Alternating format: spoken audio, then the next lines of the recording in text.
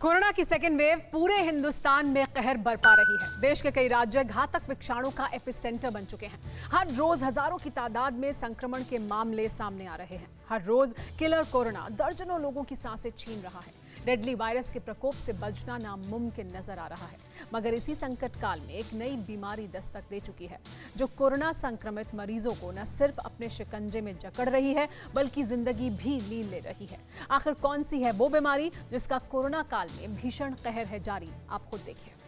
हर नए दिन कोई बुरी खबर सामने आ रही है। देश के अलग अलग कोनों से कलेजा कपा देने वाली तस्वीरें देखने को मिल रही हैं। हर रोज संक्रमण और मौत के आंकड़ों में इजाफा हो रहा है। आखिर ये कोरोना काल कब खत्म होगा? वायरस का कहर कब थमेगा? कैसे लोगों की जिंदगी बचेगी? कैसे इस विषाणु का नामो निशान मिटेगा? इन सारे सवालों का जवाब किसी के पास नहीं है, न ही सरकार के पास, न ही मेडिकल सिस्टम के पास। हैरानी तो इस बात की कि मौजूदा कोरोना संकट में हर कोई बेबस और लाचार दिखाई दे रहा है। और हो भी क्यों ना, किलर वायरस का तांडव ही कुछ ऐसा है। अगर बात बीते 24 घंटों की करें तो भारत में कोरोना संक्रमण के 3,48,555 नए मामले सामने आए हैं, जबकि 4,198 लोगों की कोरोना के चलते मौत हो चुकी है। महज 24 घंटे में 4,198 लोगों की मौत। इस आंकड़े को मामूली समझने की भूल कतई मत कीजिएगा, क्योंकि 2021 में ऐसा पहली बार हुआ है जब कोरोना ने एक दिन में 4,000 से ज्यादा लोगों की सांसें छीन ली। सबसे ज्यादा डर तो इस बात का ही कि हर दिन कोरोना से होने वाली मौतों का रिकॉर्ड टूट रहा है। डेथ मीटर जबरदस्त तरीके से उफान मार रहा है। जानलेवा महामारी की रफ्तार देश को डरा रही, क्योंकि कोरोना का वायरस पहले से ज्यादा संक्रामक और घातक हो चुका है।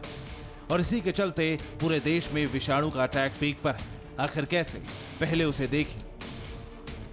बीते 24 घंटे में महाराष्ट्र में 40,956 कोरोना के केस सामने आए, जबकि 793 लोगों की मौत हुई। कर्नाटक में 39,510 कोरोना केस मिले, जबकि 480 मौतें हुई। वहीं बात उत्तर प्रदेश की करें तो यहाँ 20,445 कोरोना के केस सामने आए, 301 मौतें हुई। तमिलनाडु में 29,272 कोरोना मरीज मिले, जबकि 298 मौतें हुई।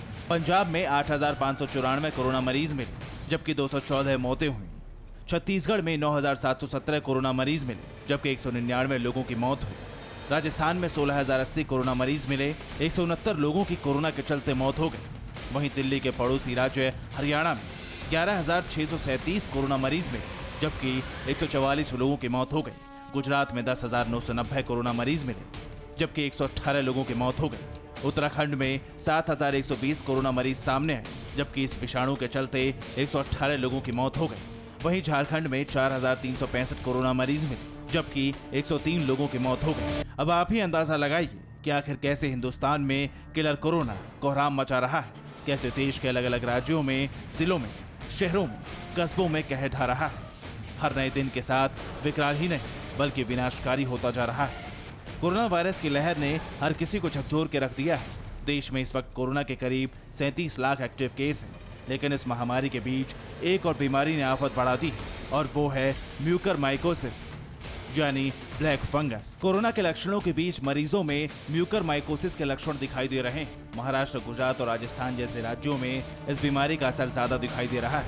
अब तक जो रिपोर्ट सामने आ रही है उसके मुताबिक म्यूकरमाइकोसिस के चलते करीब 50% कोरोना मरीजों की जान जा रही है। म्यूकरमाइकोसिस एक ऐसी बीमारी है जो मरीज की आंखों की रोशनी छीन लेती है।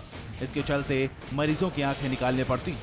ये एक ऐसा इन्फेक्शन है जो नाक, कान और दिमाग को सीधे नुकसान पहुंचाता है, और इससे जूझ रहा मरीज आखिरकार दम तोड़ देता है। वायरस के इस साइड इफेक्ट ने देश के कई राज्यों में दहशत फैला दी, क्योंकि लोग कोरोना वायरस से तो जंग जीत रहे हैं, मगर ब्लैक फंगस के आगे उनके हौसले पस्त होते जा रहे हैं। ऐसे में म्यूकरमाइकोसिस कोरोना के बाद इंसानों के लिए बड़ी चुनौती बन चुका है। लेकिन बड़ा सवाल ये कि आखिर म्यूकरमाइकोसिस है क्या? कैसे इंसानों को अपनी चपेट में लेता है? शरीर के किस हिस्से पर सबसे पहले अटैक करता है? पहले वो जान लीजिए। ब्लैक फंगस एक तरह की फंगल डिजीज है जो म्यूकरमाइकोसिस नाम के फंगल से होता है। पहले से बीमार लोगों को चपेट में लेने की संभावना ज्यादा होती है। ऐसे में कोरोना संक्रमित मरीजों पर बीमारी का खतरा ज्यादा है। म्यूकरमाइकोसिस शरीर के किसी भी हिस्से में हो सकता है। नाक बंद होने या फिर आंखों में किसी तरह की परेशानी आना इसके लक्षण है।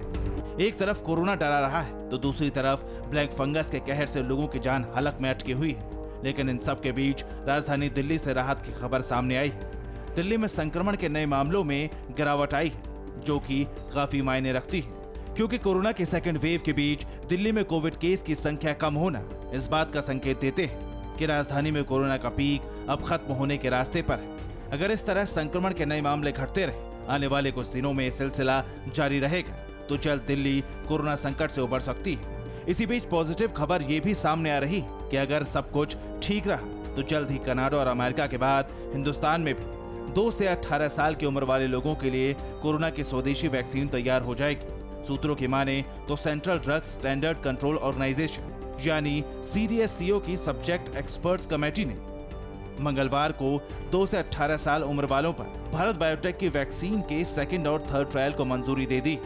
जल्द ही ये ट्रायल दिल्ली और पटना के एम्स और Meditrina institute of medical science Nagpur में शुरू हो जाएगा। यानी अगर ये ट्रायल सक्सेस हुआ तो जल्द ही 2 साल से ऊपर के बच्चों में कोवैक्सीन की डोज लगाई जा सकती है। Bureau report TV9 Bharatvarsh. परवाह देश की, सोमवार से शुक्रवार रात 10 बजे TV9 भारतवर्ष पर।